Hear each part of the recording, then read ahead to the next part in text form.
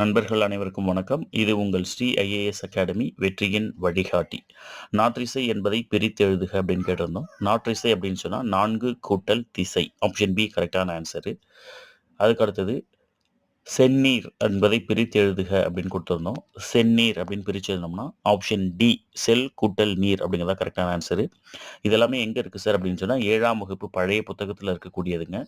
அதை தாண்டி 2005 எடிஷன். அது மூணாவது அகநிலா அப்படிங்கிறத பிரித்து எழுதுகன்னு கேட்டிருந்தோம். அகநிலா அப்படின்னு சொல்லி பிரித்து எழுதணும்னா இதுக்கும் ஆப்ஷன் டி தான். அகல் கூட்டல் நீலா. ஓகேவா? ஸோ அகல் கூட்டல் நீலா ஆப்ஷன் டி கரெக்டான ஆன்சரு. 4வது கொஸ்டின், உலக வசனம் என்ற அடைமொழியால் அழைக்கப்படக்கூடிய நூல் எது அப்படின்னு கேட்டிருந்தோம். ஆப்ஷன் டி பழமொழி 400 அப்படிங்கிறதா இதுக்கு கரெக்டான ஆன்சர்.